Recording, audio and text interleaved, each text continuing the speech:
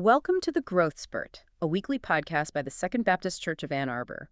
Today, we are taking a bit of a deep dive, not into AI this time, but into a really powerful message. That's right. It was delivered right here, actually, on Father's Day by Dr. Stephen J. Daniel Sr. And the title really captures it, Get Up.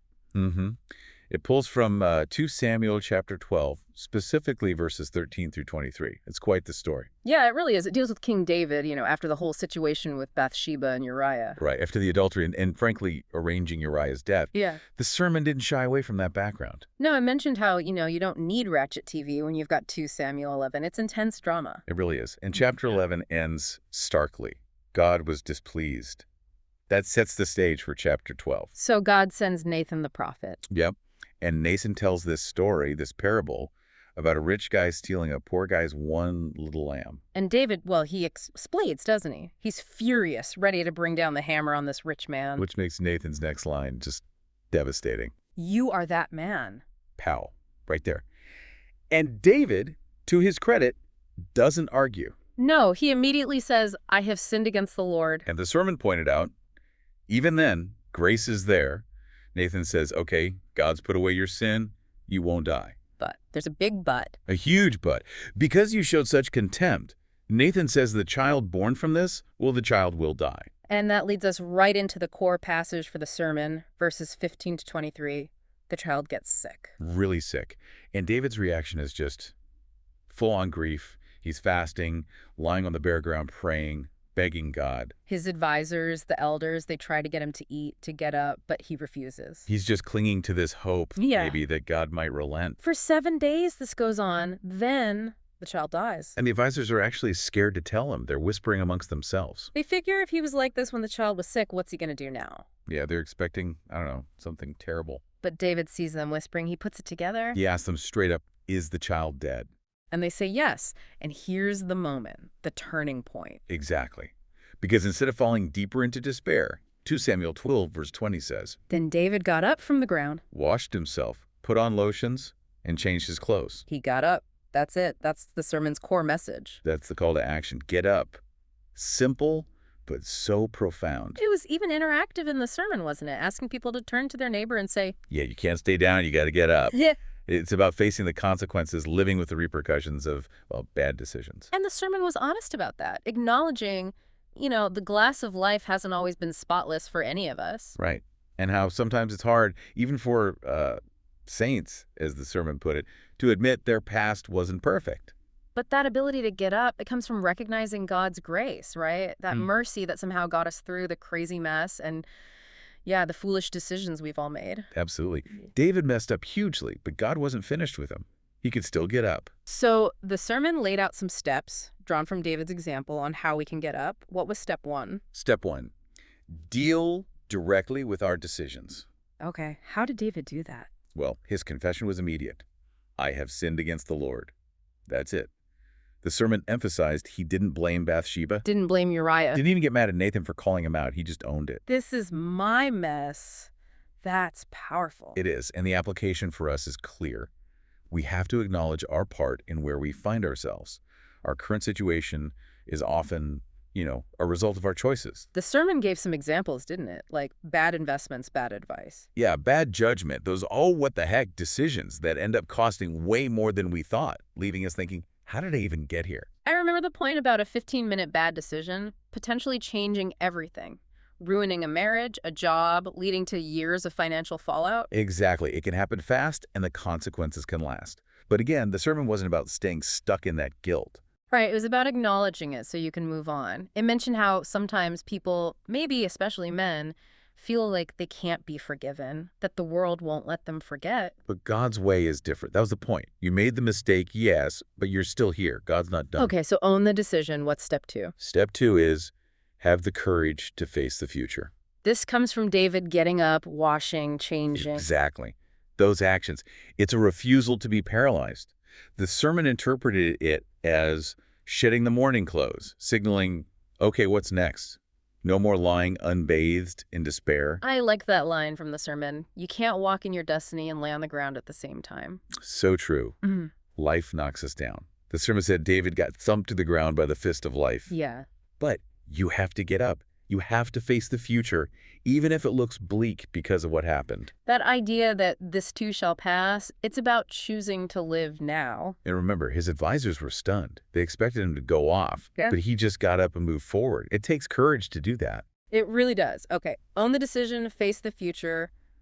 What's the third step? Step 3, learn how to release our regrets. This sounds crucial. How do we do that? The sermon put it simply, forgive yourself because God has already forgiven you. Ah, that's huge. Because regrets can really weigh you down. They can. And the sermon acknowledged you might never forget certain things. Some regrets stick with you. But you don't have to hold on to them. That's the difference. Exactly. Don't let them define you forever. Look at David explaining himself to his advisors. Right. In verses 21 to 23, he says, while the child was alive, he fasted and wept, hoping God might show grace. But once the child was dead, why keep fasting? He couldn't bring him back. He says, I shall go to him, but he will not return to me. It's that acceptance. The sermon asked, what do you do when it's already been done? And the answer? Let it go. You can't change it. Learn from it, yes, but release the grip it has on you. David accepted the consequence and moved on. Now, there's something else David did right after getting up, washing, and changing. Something critical. Yes, verse 20 again. It says, he went to the tabernacle and worshiped the Lord. He went to church, even then. Even with everything that had happened, feeling what he must have felt. Which led to that really pointed question in the sermon. Can you still worship God with egg on your face? Can you still worship God when the nosies know your business? When you are embarrassed beyond measure? It's a challenge, right? Because some people only show up when they're in trouble. Then things get better and poof, they're gone. And others feel too ashamed to come when they're in trouble. But the sermon's point was submitting to God, coming to his house seeking deliverance, not worrying about the finger-pointing whispers, talking rumors. Yeah. That's what puts you in a position to truly let go and let God work. It loops back to forgiveness, doesn't it? Especially forgiving yourself. It does. Make the decision to get up. Acknowledge, okay, it happened, you did it, it's on you, you were wrong. But then ask the crucial question the sermon raised. Did you ask God for forgiveness? Yes. And if the answer is yes, then you don't need to keep beating yourself up about it. God's forgiven you. Move on. Be thankful you're still here in spite of me, as the sermon put it. And Psalm 51 was highlighted as like David's journal entry of confession, a real model for how to ask for that forgiveness. Yeah, phrases like, have mercy on me, blot out my transgressions, wash me thoroughly, cleanse me, create in me a clean heart. All of it. It's about acknowledging the sin, especially against God, and asking for that deep renewal. So getting up is deeply connected to worship. Absolutely. The sermon argued you can't really get up without first acknowledging God, without praising the one who makes things possible. And that worship includes confession, asking forgiveness for all kinds of sin, known, unknown, willing, repeated. Because it all hinges on God's grace and mercy. That's the foundation. The sermon brought in Psalm 103. About God's mercy being as high as the heavens, removing our sins as far as the east is from the west. That's the one. It's God's unmerited favor, his grace, that allows us to still be here, to have the chance to get up at all. Wow. So tying it all together, especially for Father's Day when this was preached. The final push was really for everyone, but especially fathers, brothers. Get up. Your families need you. Your kids, your community, the world needs you to rise from whatever is holding you down. I loved the reminder that what the world says about you, maybe focusing on your failures, that might be the world's truth, but it's not the kingdom's truth. Right. God says you are beautifully and wonderfully made, period. Getting up means stepping back into that identity, that purpose. The sermon talked about walking in your priesthood, having dominion. Life beats us up, sure. But the message was we're unbreakable, not because we don't fall, but because we can get back up through God's strength. And that closing prayer was something else, really specific and heartfelt for fathers. Yeah, thanking God for them, acknowledging flaws, but affirming his love.